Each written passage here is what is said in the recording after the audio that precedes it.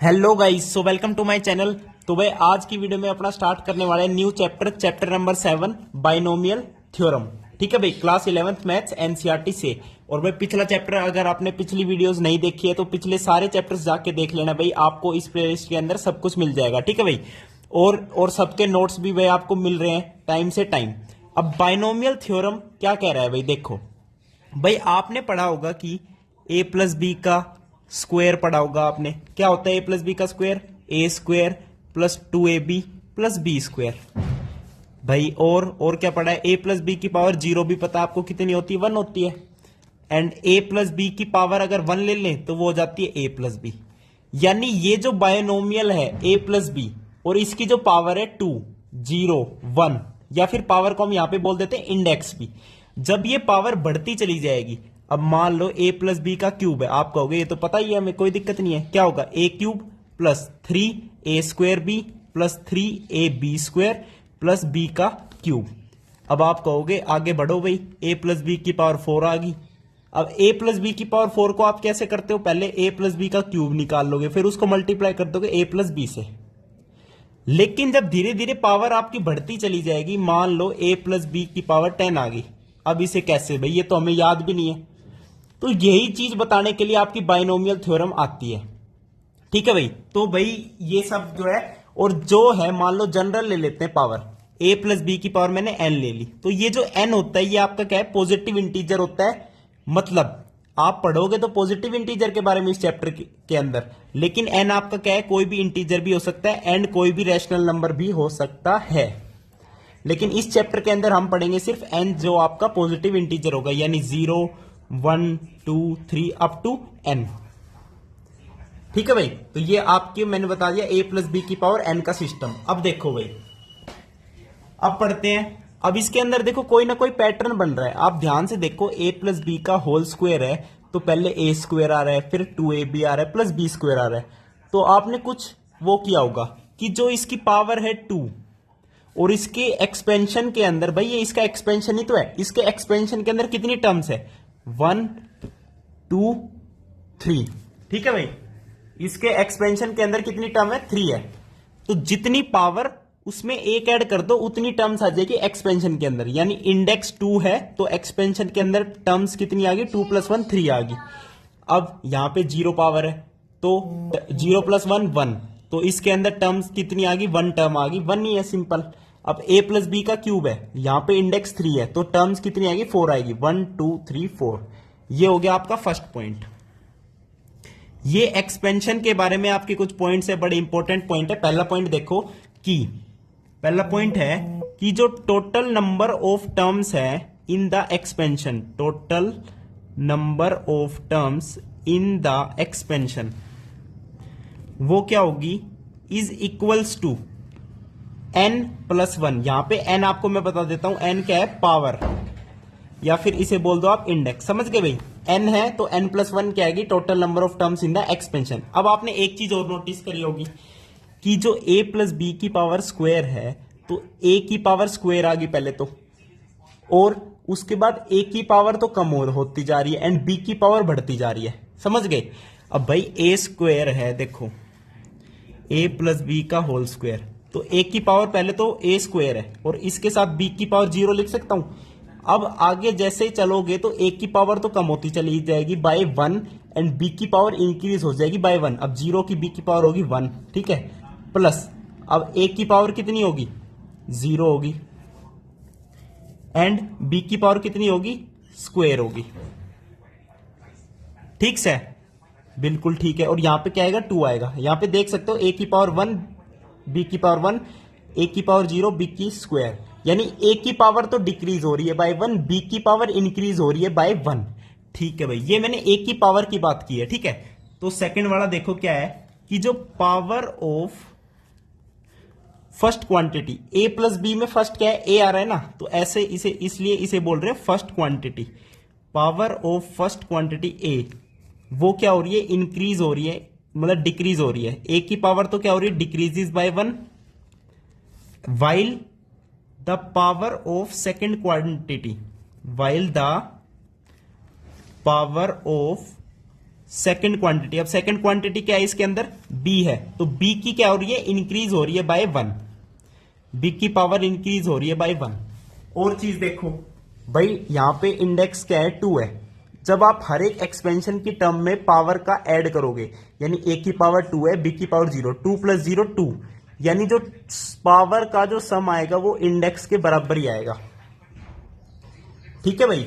अब देखो ये हो गया आपका थर्ड पॉइंट, यानी sum of the indexes in the terms of the expansion is equals to the, जो a + b की पावर है उसके बराबर आएगा, सिंपल है। तो इसको हम कैसे लिख देंगे, देखो, in each term of the expansion, in each term of the expansion the sum of the indices, the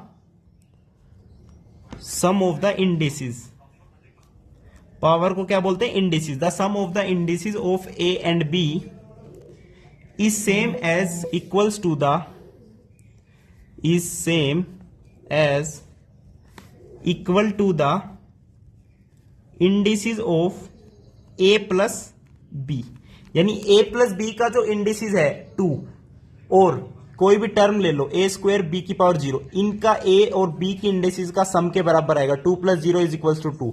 यहां पे देख लो a की पावर 1 है, b की पावर 1 है, तो 1 + 1 2 आएगा। a की पावर 0, b की स्क्वायर है, तो 2 + 0 2 ही आएगा। तो ये आपके क्या है, पॉइंट्स है। अब ये तो मैंने सिर्फ इनकी बात करी है, जहां पे a और b इंक्लूड हो रहा है भाई, इनके साथ ये इनके कोफिशिएंट भी तो है। यहाँ पे कोफिशिएंट 1 है, यहाँ पे कोफिशिएंट 2 है, यहाँ पे कोफिशिएंट क्या है, 1 है। यानी जो टर्म्स है एक्सपेंशन के अंदर उनके कोफिशिएंट भी मैटर करते हैं। तो उसी के बेसिस पर आपका क्या है, देखो क्या आता है, इंडेक्स पता चल गया। ठीक है जी, तो मैं लिखता हूं इंडेक्सेस और एक जगह मैं लिखता हूं कोफिशिएंट, कोफिशिएंट्स। ठीक है भाई, भाई एक्सपेंशन के अंदर कोफिशिएंट्स आएंगे ही आएंगे। अब जब मैंने बताया a + b की पावर 0 है, तो वो 1 के बराबर है, यानी इंडेक्स यहां पे 0 है, और ये कोफिशिएंट क्या है इसका, 1 ही है ऑब्वियसली। ठीक है भाई, जब इंडेक्स मैंने लिया 1, यानी a + b की पावर 1 किसके बराबर आएगा, a + b।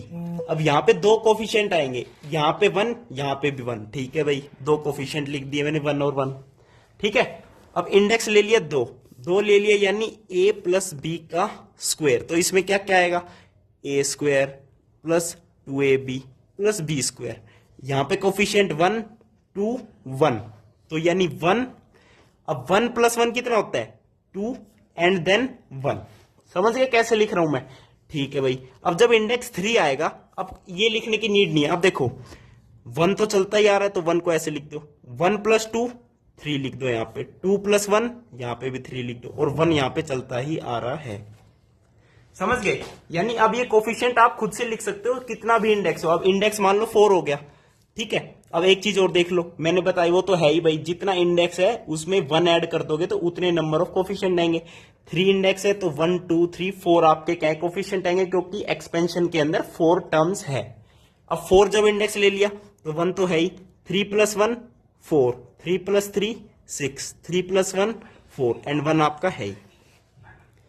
ओके, अब मान लो 5 ले लिया तो 1 तो चलता ही आ रहा है, 4 + 1 5, 6 + 4 10, 6 + 4 10, 4 + 1 5, एंड 1 आपका चलता ही आ रहा है। तो ऐसे ये बढ़ता चला जाएगा। अब इसकी शेप आपको पता चल गई होगी कैसे, टॉप मोस्ट वर्टेक्स क्या है, 1 है। अब ये जो है बढ़ता ही जा रहा है, तो इसकी शेप कैसी आ रही है देख लो ना एक बार, ट्रायंगल की शेप बन रही है। तो बस इसी का ही नाम क्या दे देते हैं भाई, पास्कल ट्रायंगल। इसी को ही क्या बोल देते हैं गाइज, पास्कल ट्रायंगल इसे बोल देते हैं। समझ गए, कोफिशिएंट्स का जो हम एरे ऑफ नंबर्स है बेसिकली, ये जब कोफिशिएंट के नंबर्स हम बताते हैं यूजिंग द इंडेक्स, तो ये एक ट्रायंगल की शेप फॉर्म करता है, उसे हम बोल देते हैं क्या, पास्कल ट्रायंगल। और एक और इसका नाम है कि, इसका एक और नाम है क्या भाई, मेरू प्रस्तार बाय पिंगला बेटे। पास्कल ट्रायंगल का एक और नाम क्या दे रखा है देख लीजिए भाई, MERU, मीरू प्रस्तारा, मीरू प्रस्तारा बाय पिंगला। ठीक है भाई, तो ये आपका क्या हो गया, पास्कल ट्रायंगल हो चुका है। ये इसे पास्कल ट्रायंगल बोल देते हैं। अब इनका यूज कैसे करें, अगर आपसे कोई पूछ ले, मान लो आपसे कोई पूछ रहा है क्या भाई 2x प्लस 5y का, ये आपका एनसीईआरटी में दे रखा है 2x plus 3y, 2x plus 3y की पावर 5 दे रखी है। अब भाई जब आपको पता है कि 5 जब इंडेक्स होता है तो कोफिशिएंट ये आते हैं, तो पहला कोफिशिएंट 1 है तो 1 मल्टीप्लाई बाय, और देखो ये किस तरीके का है, a प्लस बी की पावर 5 है। तो मैंने बताया था जो फर्स्ट क्वांटिटी a होती है उसकी पावर तो डिक्रीज होती है और b की पावर इंक्रीज होती है, लेकिन यहाँ पे पहले तो a की पावर 5 ही आएगी, यानी 2x की पावर तो 5 आएगी, और जो 3y है उसकी पावर कितनी आएगी, 0 आएगी। अब यहां से ऐड करते चलो और इसकी पावर तो डिक्रीज कर दो, इसकी पावर इंक्रीज करते चलो। अब देखो इसका एक्सपेंशन कैसे लिखते हैं हम, नेक्स्ट कोफिशिएंट क्या आएगा, 5 आएगा, 5 तो 2x की पावर 1 डिक्रीज होगी, 2x की पावर 4, इसकी पावर इंक्रीज होगी 3y की पावर 1, प्लस 5 के बाद आ गया 10, 10 कोफिशिएंट है, 2x की पावर क्यूब हो जाएगी, 3y का क्या हो जाएगा, स्क्वायर हो जाएगा, प्लस नेक्स्ट कोफिशिएंट इज 10, तो 2x का क्या हो जाएगा, स्क्वायर हो जाएगा, एंड 3y का क्या हो जाएगा, क्यूब हो जाएगा, प्लस नेक्स्ट कोफिशिएंट इज 5, तो 5 मल्टीप्लाई बाय 2x की पावर 1 हो जाएगी अब, एंड 3y की पावर कितनी हो जाएगी, 4 हो जाएगी, plus next coefficient is 1, 1 multiply by 2x की पावर तो कितनी होगी, 1 से 0 हो जाएगी, 3y की पावर कितनी हो जाएगी, 5 हो जाएगी। तो ये आपका क्या है, expansion of 2x plus 3y की पावर 5 का। तो जब हम, जैसे मैंने बताया कि a की पावर a प्लस बी की पावर 4 है, उसके बाद a प्लस बी की पावर 5 है, ऐसे पावर जब इंक्रीज होती जा रही है तो हमें क्या लेंथ ही पड़ रहा है कि भाई a प्लस बी का होल स्क्वायर तो सब आसानी से बता देंगे, लेकिन कोई पूछ बैठे a प्लस बी की पावर 5, तो उसके लिए क्या हुआ, पास्कल ट्राइंगल इंट्रोड्यूस हुआ। तो ये आपका पास्कल ट्राइंगल है, यूजिंग द कोफिशिएंट हमने क्या है, एक्सपेंशन कर दिया। अब दिक्कत कहां आती है, अगर कोई आपसे पूछ ले 2x प्लस 3y की पावर 10, ये तो और बड़ा हो गया। अब यूजिंग पास्कल ट्राइंगल करोगे तो इंडेक्स 10 तक जाना पड़ेगा और ये इतना बड़ा ट्राइंगल बन जाएगा, यानी ये भी क्या बन जाएगा, लेंथ ही बन जाएगा। यहां पे भी क्या है, थोड़ी सी दिक्कत आ रही है, तो इस दिक्कत को सोल्व करेंगे नेक्स्ट पार्ट अपनी वीडियो में, नेक्स्ट वीडियो के अंदर। तो वीडियो देखने के लिए बहुत बहुत धन्यवाद, थैंक यू, नमस्कार।